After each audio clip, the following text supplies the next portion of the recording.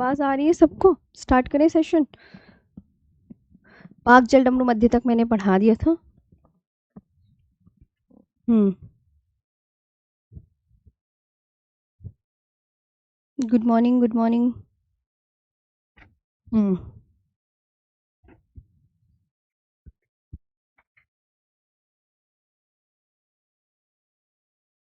चलो,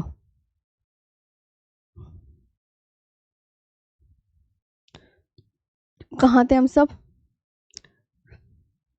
मैंने तमिलनाडु और श्रीलंका। आवाज वगैरह ओके है? ये बता दो, कोई पता चल रहा आवाज वगैरह ना आ रही हो। यस मैम बोल दिया करो। अरे आवाज वगैरह ओके है? हाँ तो फिर बस पढ़ाना पढ़ाना बचता है। तो मैंने तुम्हें तमिलनाडु व श्रीलंका के मध्य बताई थी कौन सी जल संधि है।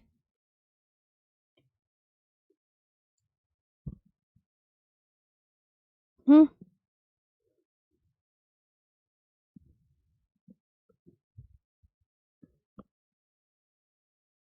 आगे बात करते हैं।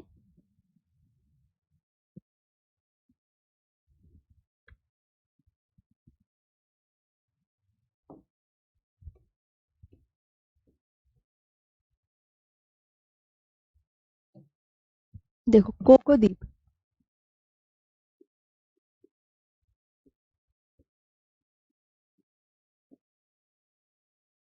कोको द्वीप कहाँ पर है? म्यांमार में, है ना? म्यांमार में। वे उत्तरी अंडमान के मध्य। ये मैंने तुम्हें करा दिया था, ये बात ध्यान रखना, बिल्कुल ध्यान से।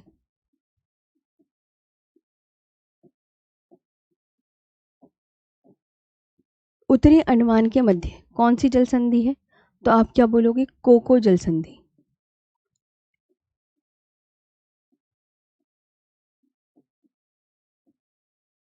कोको जल संधि। तो कोको आइलैंड,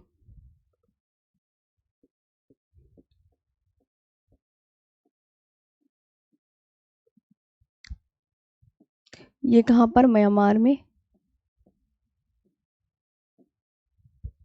और नॉर्थ अंडमान, है ना?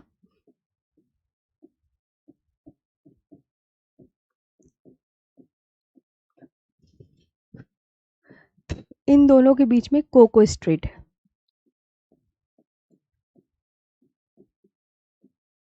ठीक है, तो कोको जल संधि आपको याद रखनी है।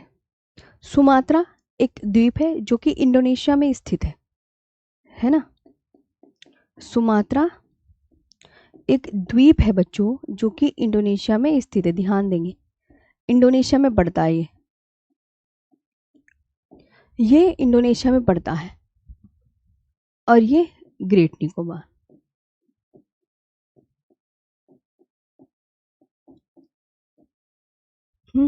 तो यहाँ पर है ग्रैंड चैनल।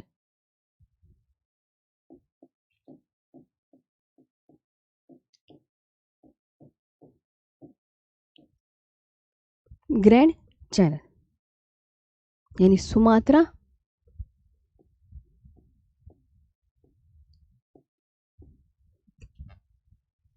पड़ता कहाँ पर है? इंडोनेशिया में।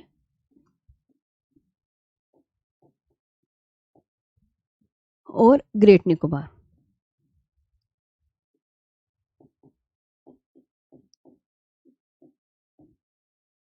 तो कौन सा चैनल है? Grand channel.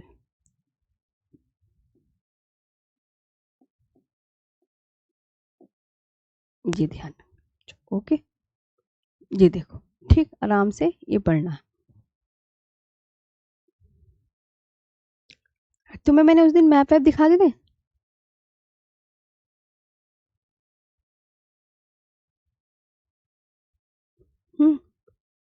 देखो, ये है जल डमरू मध्य। मैंने आपको बताया था छोटा सा पानी का रास्ता जिससे एक स्थान से दूसरे स्थान पर आसानी से आ जा सके।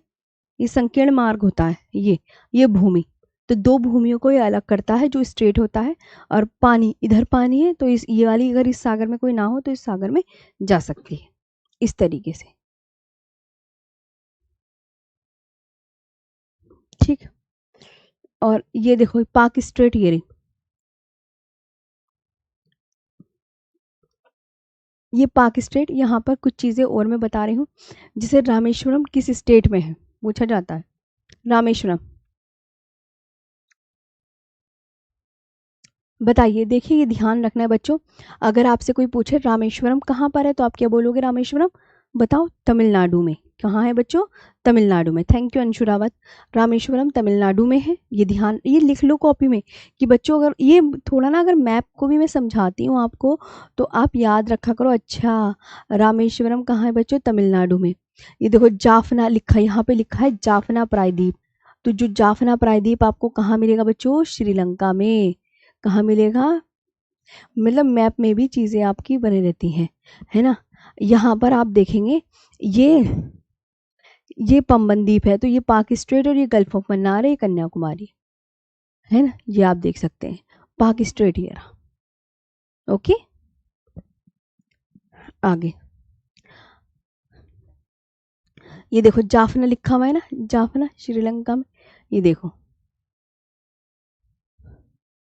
ये अंडमान निकोबार का मैप, जो कि हम अभी उसमें भी पढ़ेंगे जब हम द्वीपों का चैप्टर करेंगे, है ना। ये देखो, ये नो देखो आप खुद, द्वीपों का सीक्वेंस, अंडमान निकोबार के द्वीपों का सीक्वेंस मैंने कल आपको अपने हाथों से मैप बना के दिखाया था ना। अब यहाँ पे आप ऐसे ही देख लो कि देखो सबसे ऊपर नॉर्थ अंडमान लिखा है ना। नॉर्थ अंडमान, ये सीक्वेंस अंडमान निकोबार के द्वीपों का सीक्वेंस याद कर लिया था।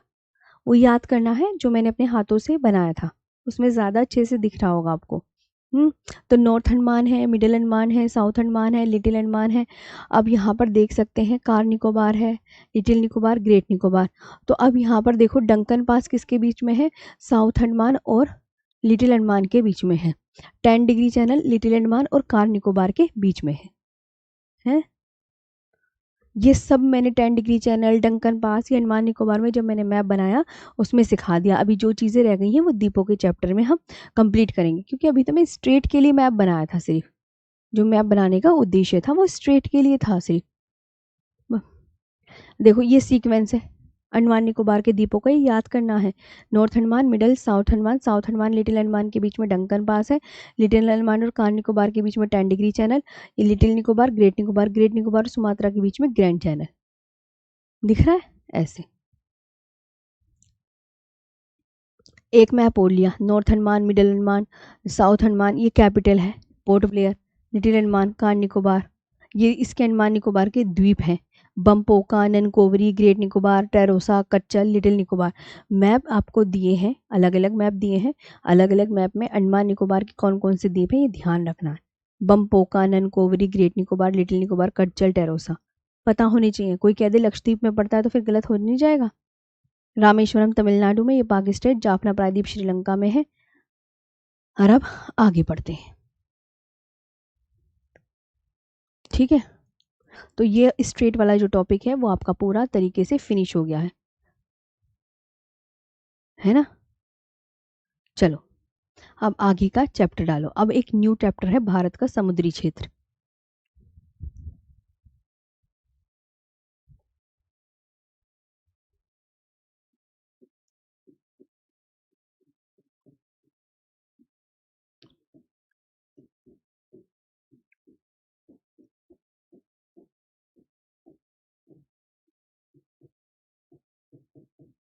भारत का समुद्री क्षेत्र,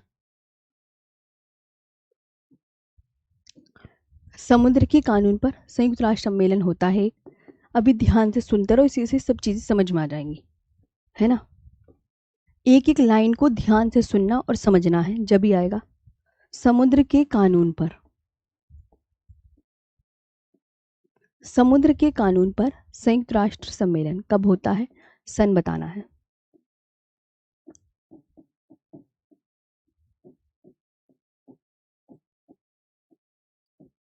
कब? 1982।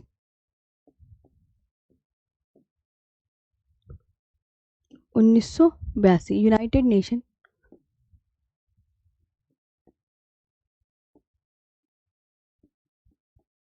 United Nation convention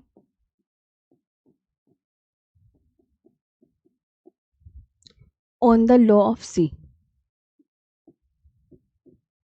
on the law of C.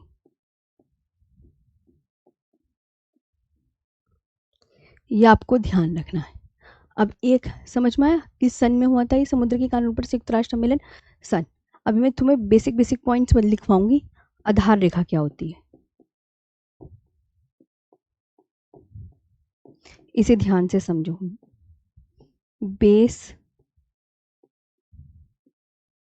Line, टेढ़े मेढ़े तट को मिलाने वाली सीधी रेखा।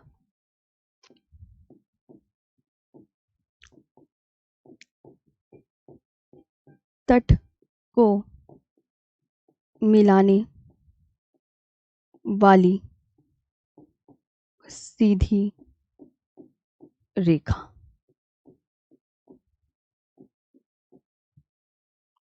टेढ़े मेढ़े तट को मिलाने वाली स्ट्रेट लाइन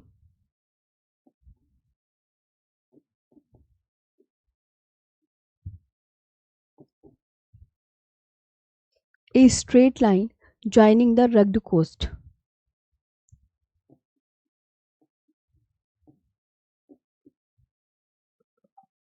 Joining the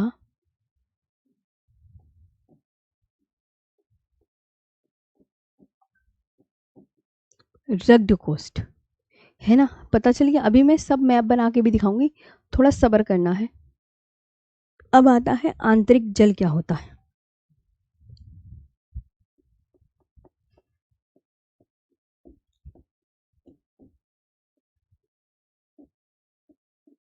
आंतरिक जल, इनलैंड वाटर।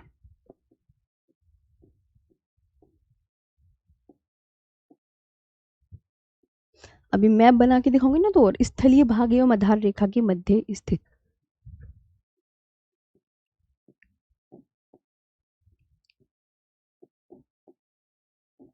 एवं आधार रेखा के मध्य स्थित सागरीय जल।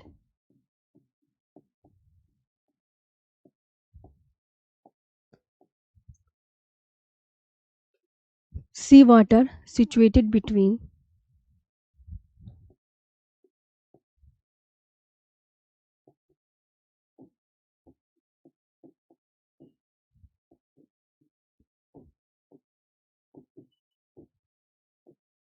sea water situated between the terrestrial part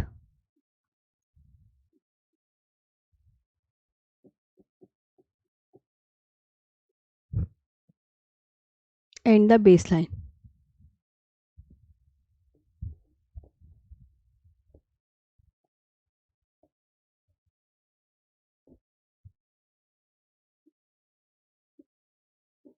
and the baseline. ठीक है, ये है। इसके बाद अभी और कहानी भी बहुत है।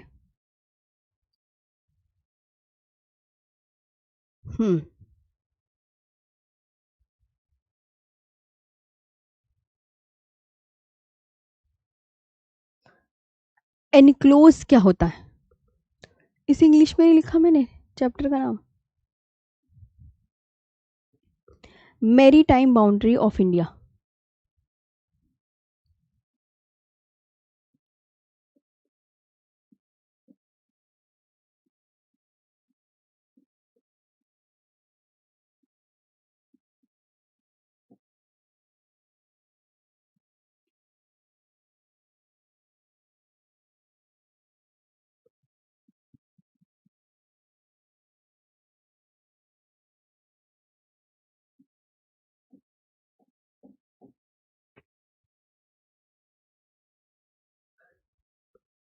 ऑफ इंडिया, ठीक है, ये हो गया। अभी तुम सब लिखा, अभी मैं मैप बनाऊंगी ना, तो तुम्हें ज्यादा तब समझ में आ जाएंगी चीजें। एनक्लोज क्या होता है बच्चों, एनक्लोज एक होता है एनक्लोज।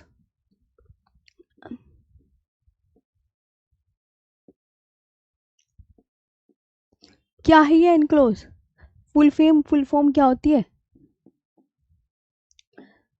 ये एनक्लोज वो होता है जो समुद्र के कानून पर संयुक्त राष्ट्र सम्मेलन, कि भारत के पास कितना समुद्र होता है और देशों के पास कितना समुद्र है, ये डिसाइड करते हैं एनक्लोज। ठीक है, समुद्र के कानून पर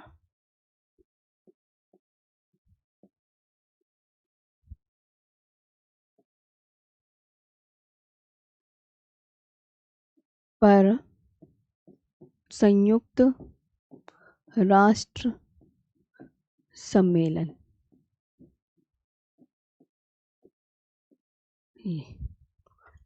United nation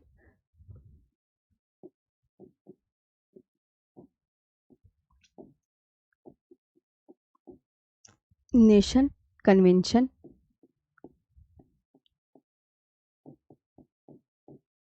on the law of सी।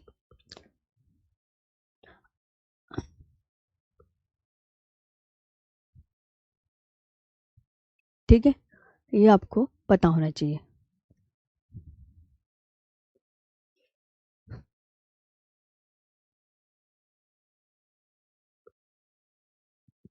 एक मैप बनाना पड़ेगा सबसे पहले। एक मैप मैं दिखाई देती हूँ।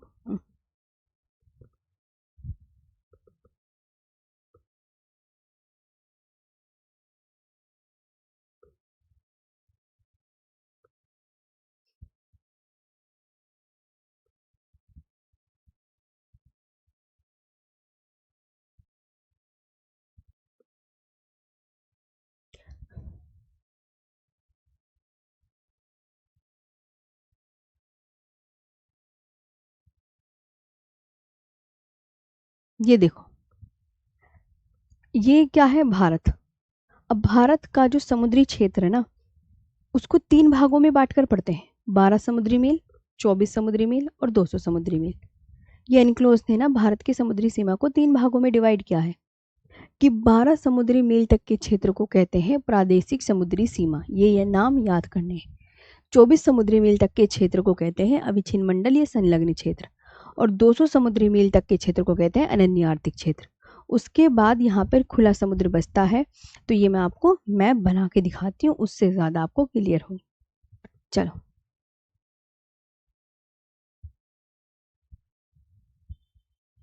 बनाओ ऐसे, सब बनाओ, है ना? ये बना, एक लाइन रेडिकल, देखो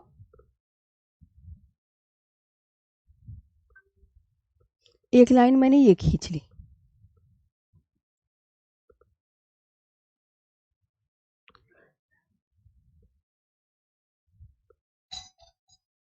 एक लाइन मैंने बच्चों ये खींच ली।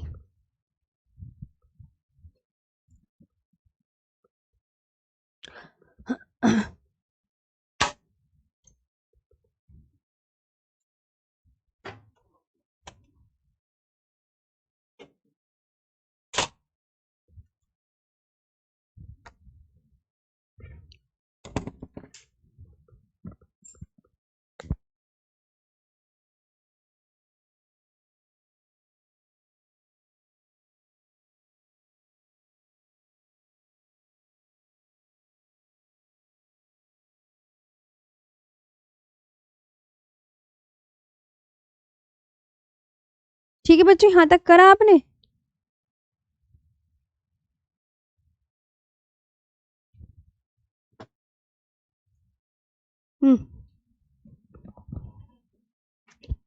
एक,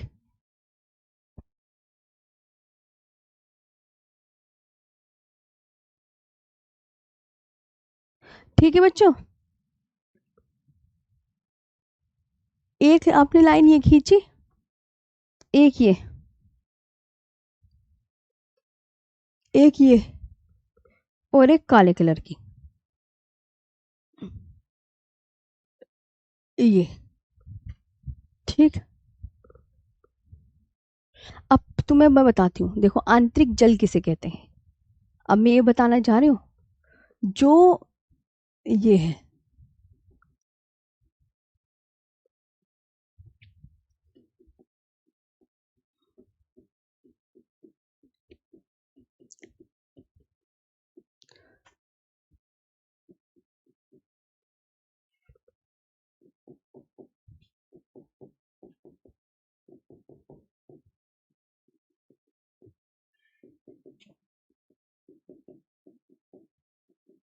ये है आंतरिक जल, बच्चों ये क्या है? बिल्कुल आराम से समझो, अभी सब चीजें ना ध्यान से आने लगेंगी समझ में। अब मैंने आंतरिक जल की डेफिनेशन क्या बताई थी, अब वो पढ़ लो। अब ना आप मेहनत करनी है इतना। Internal water. अब मैं यूं कह रही हूं तुमसे, क्या बताई थी मैंने, पढ़ो।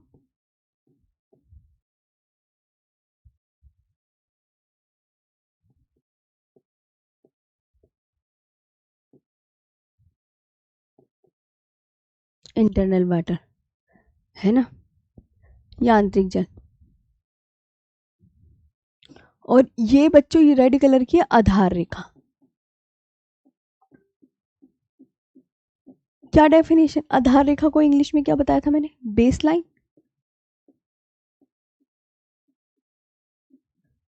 है ना। तो आंतरिक जल की जो मैंने बच्चों डेफिनेशन बताई थी वो ये बताई थी कि स्थलीय भाग, स्थलीय भाग, ये स्थलीय भाग है, और स्थलीय भाग एवं आधार रेखा, रेड कलर की आधार रेखा के मध्य स्थित सागरी जल, इनके बीच में जो आधार रेखा और स्थलीय भाग के बीच में जो भरा हुआ जल है उसे sea water situated between the terrestrial part and the base line. और आधार रेखा क्या बताई मैंने भैया, ये जो हमारा भारत का जो तट है वो काफी टेढ़ा मेढ़ा है। अब टेढ़े मेढ़े से तो भैया लंबाई नापी नहीं, तो इन्होंने क्या करा, एक सीधी लाइन ले ली, इसे मान लिया आधार रेखा। तो आधार रेखा से टेढ़े मेढ़े तट को मिलाने वाली सीधी रेखा, a straight line joining the rugged coast, ये है, ये आधार रेखा ये है। ये मतलब टेढ़े मेढ़े तट को थोड़ी नापेंगे, तो इन्होंने एक सीधी लाइन ले ली, इसे बेस लाइन बोलते हैं। ये है कहानी। इसके बाद बच्चों आगे बात कर लेते हैं।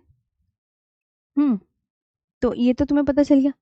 अब आधार रेखा से 12 नॉटिकल मील तक का क्षेत्र, क्या बोला मैंने, आधार रेखा कौन सी, रेड कलर वाली है ना, रेड कलर वाली। तो 12 नॉटिकल मील तक का क्षेत्र ये है, ये है 12 नॉटिकल मील, इसके अंदर का जितना भी है इसे क्या बोलते हैं, प्रादेशिक समुद्री सीमा।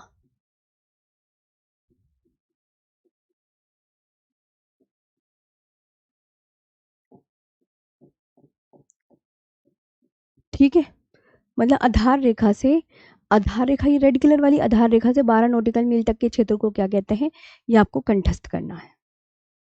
अब आधार रेखा से हरे कलर की लाइन तक ये है 24 नॉटिकल मील, ग्रीन कलर तक, तो ये अविच्छिन्न मंडल या संलग्न क्षेत्र है।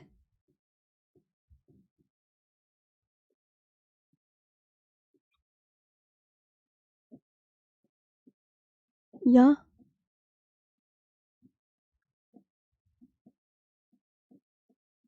संलग्न क्षेत्र। अब आधार रेखा से ये 200 नॉटिकल मील, भैया आधार रेखा से 200 नॉटिकल मील तक के क्षेत्र को क्या कहते हैं, मतलब ये आपको तीनों नाम याद होने चाहिए। क्या समझाया मैंने, तीनों नाम आप याद करो, ठीक है। इसके सब बाद क्या बचता है, फिर मैंने आपको मैप बना के दिखाया और मैंने आपको बताया कि आगे भारत का जो अधिकार है समुद्री सीमा पर वो 200 नॉटिकल मील तक है, इसके आगे नहीं है। इसके आगे तो बच्चों उच्च सागर है। उच्च सागर का मतलब क्या होता है, हाई सी। अब अगर मैं कहूँ कि यहाँ पर किसका अधिकार है, तो सभी राष्ट्रों का समान अधिकार।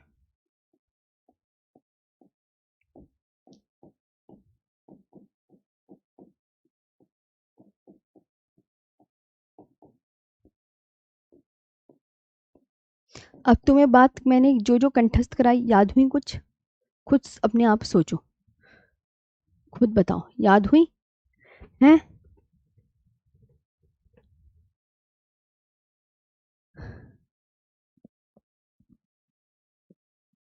पुष्पेंद्र प्रणाम, प्रणाम सभी बच्चों को प्रणाम भैया, बस मैं पूछ रही हूँ।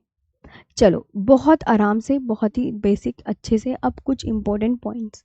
ये तो तुम्हें पता चल गया कि मैडम ने ये कहानियों में समझा दी सारा। अब डालो इम्पोर्टेंट।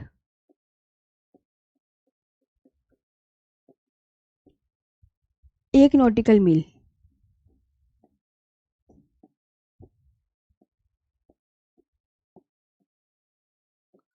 एक नॉटिकल मील कितना होता है, 1.852 किलोमीटर, ये याद करना है भाई। जब मैं आराम से प्यार से बोलूं कि याद करना है तो याद करना है। इतने समझदार आप हो। एक कदम में कितने फीट होते हैं? याद करना है। 6 फीट। ठीक है। समुद्र की गहराई को हम किस में मापते हैं?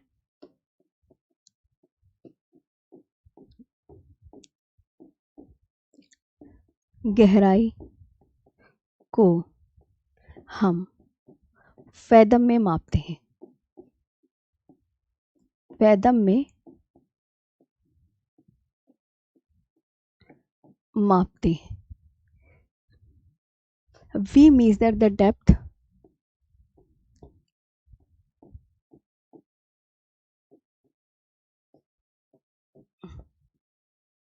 we measure the depth of the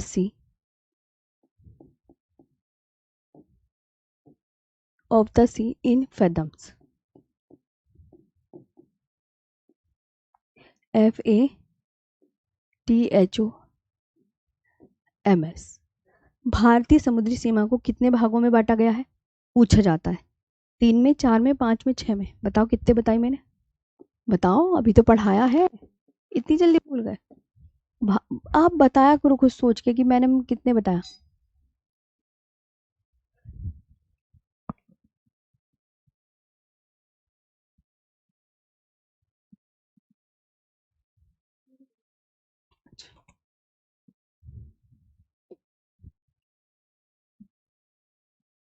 भारतीय समुद्री सीमा को 3 भागों में बांटा गया है।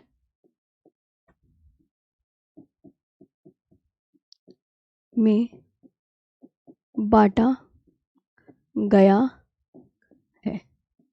कितने भागों में बांटा गया? 3। India's maritime boundary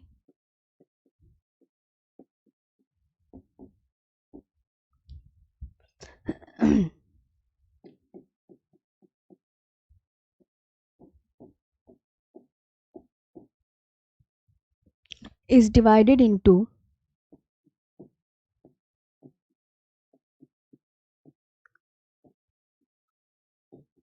3 parts। ठीक है। प्रादेशिक जल सीमा।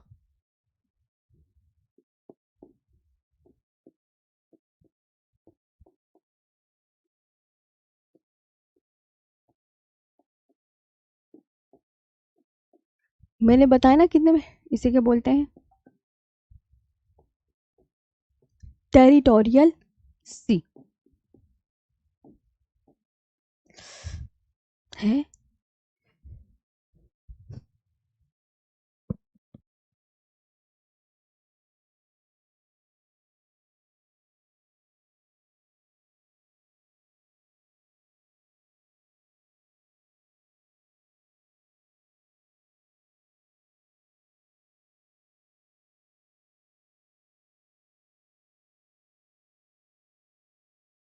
टेरिटोरियल सी।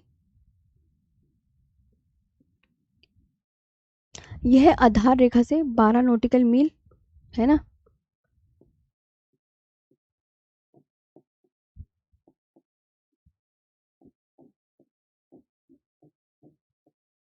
ये आधार रेखा से 12 nautical meal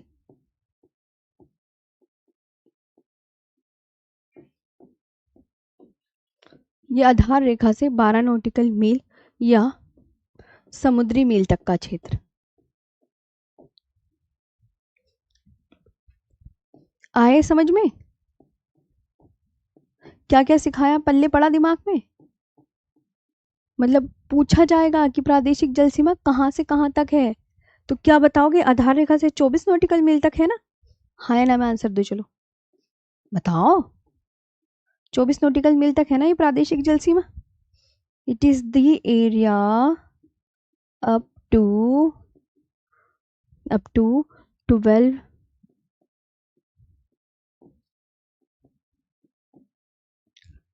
nautical miles from the baseline।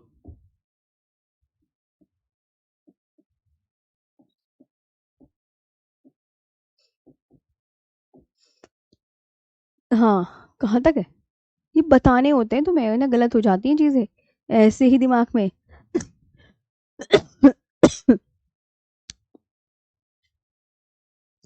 नहीं हो रहा याद मैम? सौरभ सिंह याद करो भाई, ऐसे काम नहीं चलने का मेरे प्यारे भाई।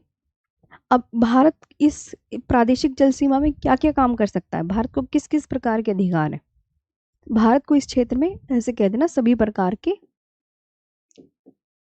ये भी याद करनी होती है। भारत को इस क्षेत्र में,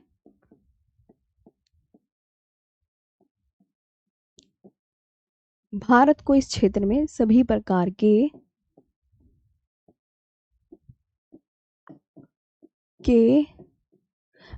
संसाधनों के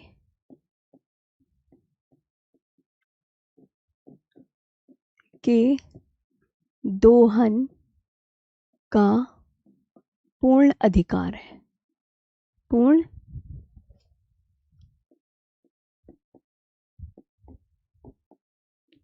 अधिकार है। India has full right to, has full right to exploit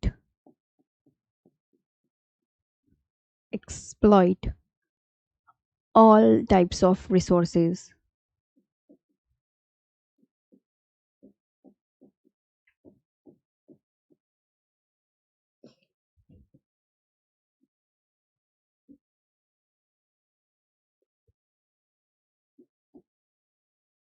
in this area।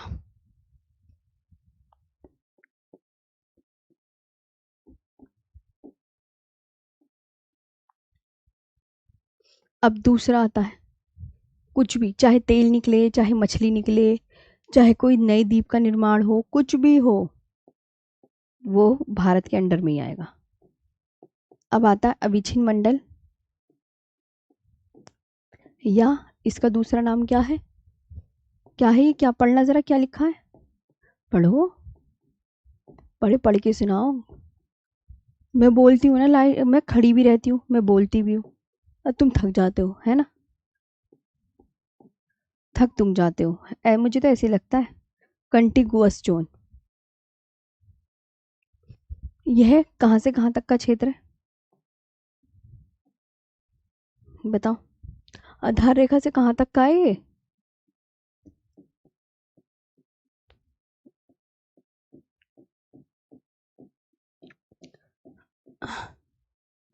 चौबीस समुद्री मील तक का क्षेत्र है।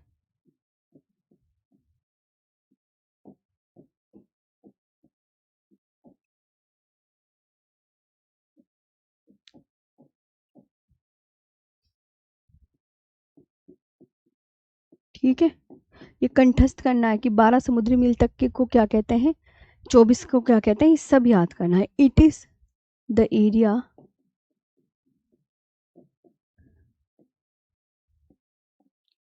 Up to up to 24 nautical miles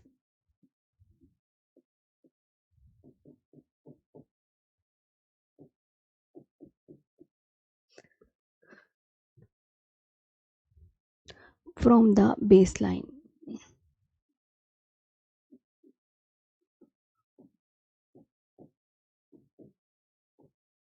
from the base line, Bharat के पास अधिकार क्या क्या है?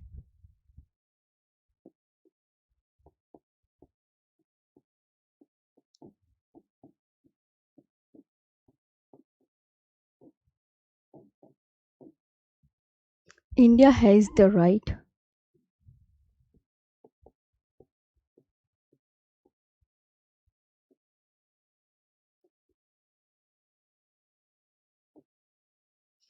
सीमा शुल्क, कस्टम ड्यूटी,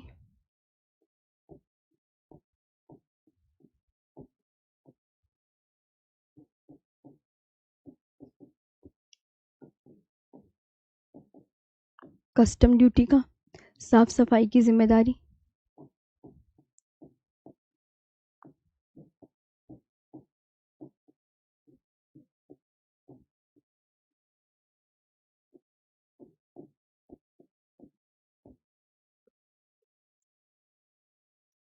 साफ सफाई की जिम्मेदारी, रिस्पॉन्सिबिलिटी फॉर क्लीनलीनेस।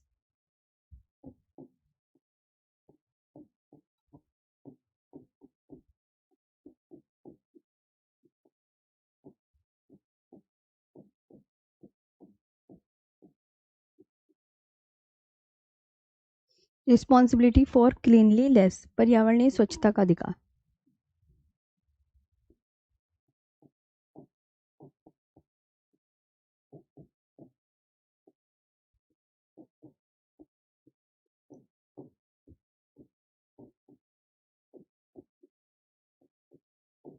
मतलब यहाँ पे इन चीज़ों का अधिकार है, साफ सफाई, सीमा शुल्क। कोई इस एरिया में आ जाएगा तो भैया कस्टम लगेगा, custom duty. Right to environment cleanliness.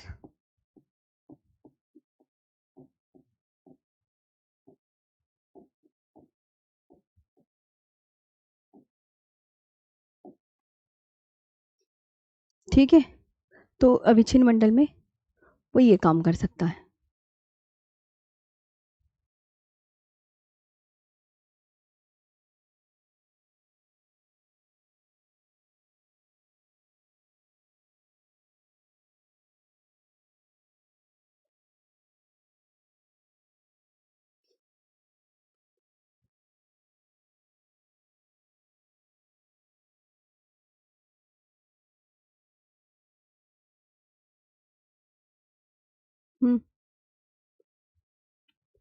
इसके बाद क्या बचा? अनन्य आर्थिक क्षेत्र, तीसरा।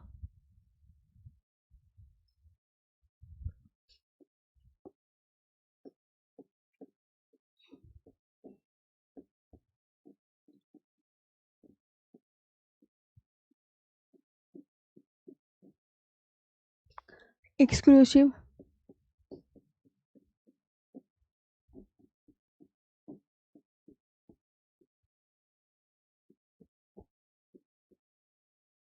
इकोनॉमिक जोन, यह आधार रेखा से 200 नॉटिकल मील तक का क्षेत्र।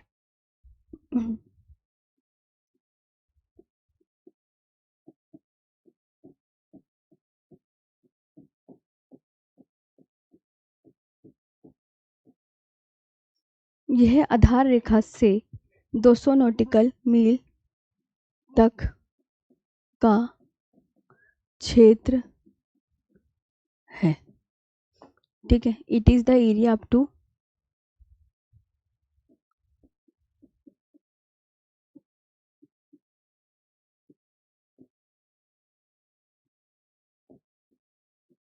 it is the area up to 200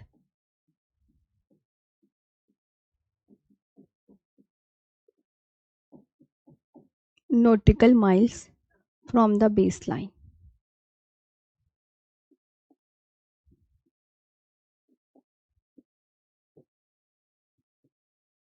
from the baseline, यहाँ पे मछली पकड़ने और तेल निकालने का अधिकार है।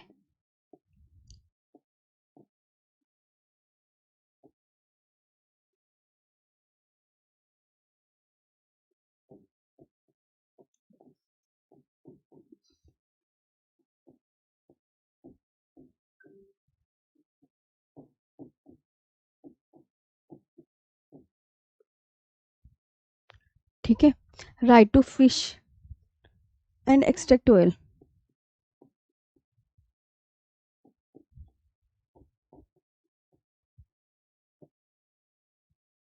Right to fish and extract oil.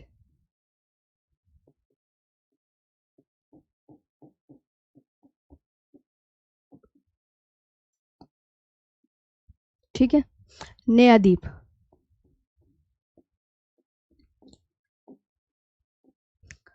New island.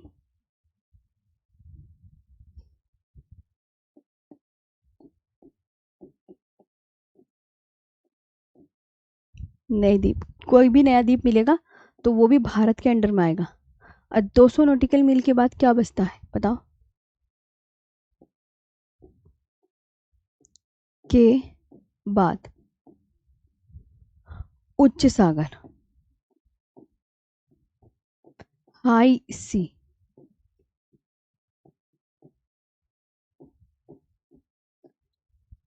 का विस्तार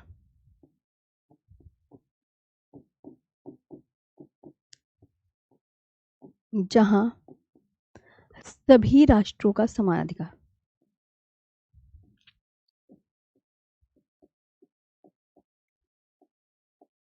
का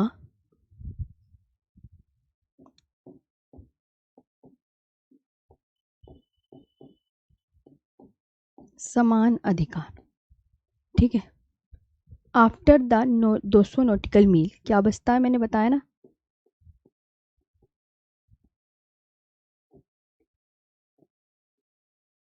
200 नॉटिकल मील, the expansion of the high C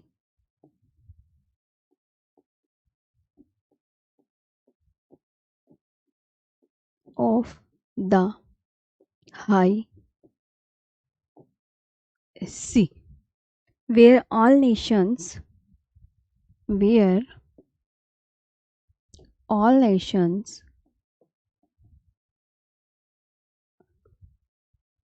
had equal rights।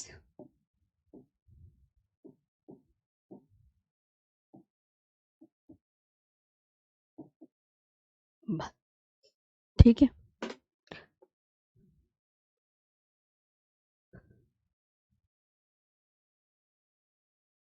ठीक है, हो गया अच्छे से क्लियर।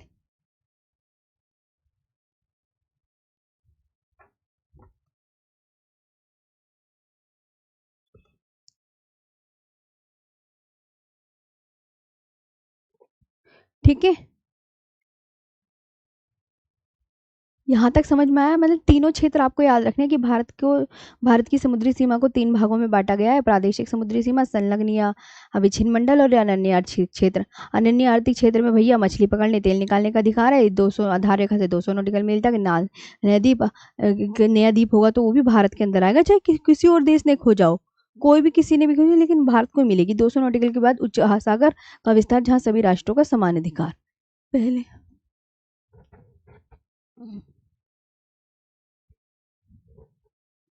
पहले मैं PDF लगा लूँ जरा बढ़िया करके।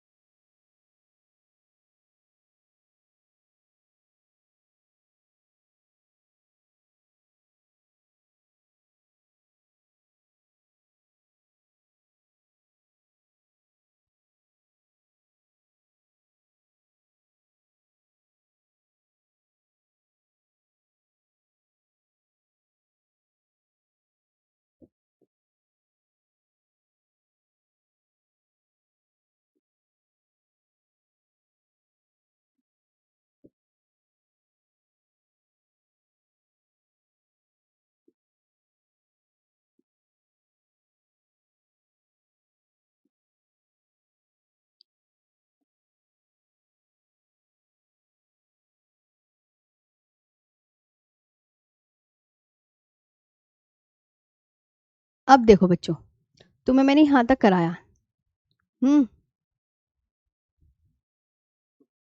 यहाँ तक कराया कि 200 नॉटिकल मील तक भैया उच्च सागर बसता है ना, ये होता है। अब मेरी बात ध्यान से सुनो, ये है भारतीय राज्य की सीमा से लगे देश, ये भी टेस्ट टाइप का है, ये भी इम्पोर्टेंट है। तो ये मेरे ना लिखे हुए ऑलरेडी, तो ये आप इसको ज़रूर कर लीजिएगा। मतलब ये आज पहला चैप्टर मैं कंप्लीट करना चाहती हूँ, है ना। तो ये आपका पहला चैप्टर आज कंप्लीट है, सब कुछ मिलेगा। भी ध्यान से सुनो, इसलिए मैं बता रही हूँ। जैसे मणिपुर नागालैंड के साथ कौन सा देश सीमा लगाता है, तो म्यांमार। अरुणाचल प्रदेश के साथ चाइना, भूटान और म्यांमार। ये है ना सिक्किम है। अब सिक्किम के साथ कौन कौन से देश सीमा लगाते हैं? नेपाल, भूटान और चाइना। ये आपके वो एक मैप लेना है और उसमें सब देखना है। मेघालय, ये टेस्ट टाइप का एक है ना, कि मेघालय के साथ कौन देश सीमा लगाता है? बांग्लादेश। हिमाचल प्रदेश के साथ चाइना। भी सुनते चलो, रुक जाओ। यूपी बिहार के साथ नेपाल बॉर्डर शेयर कर रहा है, ध्यान रखना। गुजरात, पंजाब और राजस्थान के साथ पाकिस्तान। मिजोरम के साथ बांग्लादेश एंड म्यांमार। उत्तराखंड के साथ नेपाल, चाइना। ये टेस्ट है, एक तरीके से याद होना चाहिए। त्रिपुरा बांग्लादेश के साथ। लद्दाख चाइना, पाकिस्तान एंड अफगानिस्तान के साथ। जम्मू कश्मीर पाकिस्तान के साथ अपने बॉर्डर को शेयर करता है। फिर उसके बाद ना ये एनक्लोज होता क्या है? मैंने तुम्हें बताया कि संयुक्त राष्ट्र समुद्री कानून सम्मेलन है 1982 का एक अंतर्राष्ट्रीय समझौता है। ये कानूनी ढांचा जो समुद्र और महासागरों के उपयोग, मतलब समुद्र पर किस देश का कितना अधिकार है, ये है। ये कहानी ये एनक्लोज बताएगा कि समुद्र पर देशों के अधिकार का जो निर्धारण है वो ये एनक्लोज करेगा, जो तटीय आधार रेखा से विभिन्न दूरियों पर आधारित है।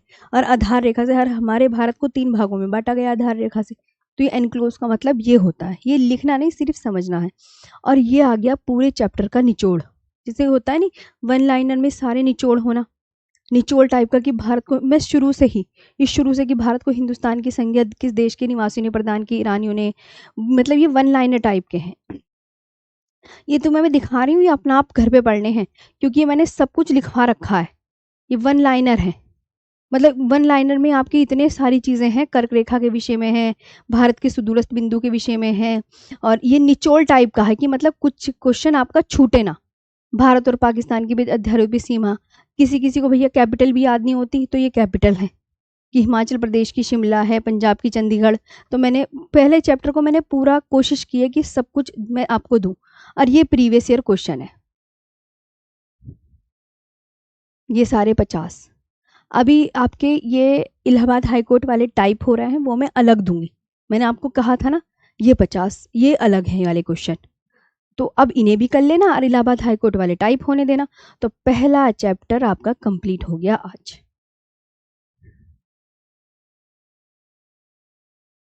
हाँ अर्पिता भैया, मैंने यहाँ पे आपके पहले चैप्टर को देख लो, कितना शानदार बनाया है। अब इलाहाबाद हाईकोर्ट के बच्चों आपके ना क्वेश्चन टाइप हो रहे हैं, तो वो भी आपको मैं ना वर्कशीट नाम के फोल्डर में वो भी दूंगी। अब बताओ, पहला चैप्टर आपका कंप्लेन कंप्लीट हो गया है पूरा अच्छे से।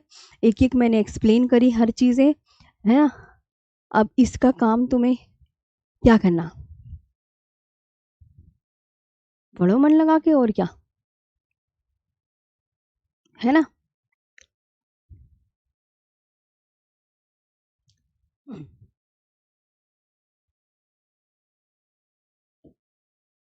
ठीक है, कर लोगे ना। क्वेश्चन के आंसर, एक बच्चा कह रहा है मैम क्वेश्चन के आंसर भी हैं। अरे भाई तुम्हारे लिए कैसे, ये तुम खुद लगाओगे ना। ये रहे क्वेश्चन के आंसर।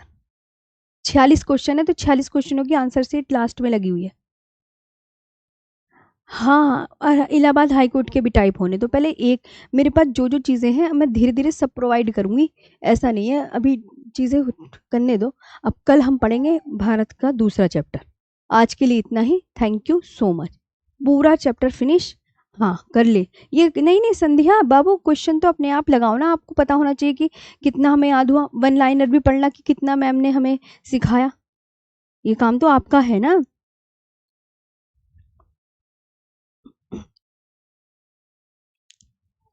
ठीक है, चलो, थैंक यू।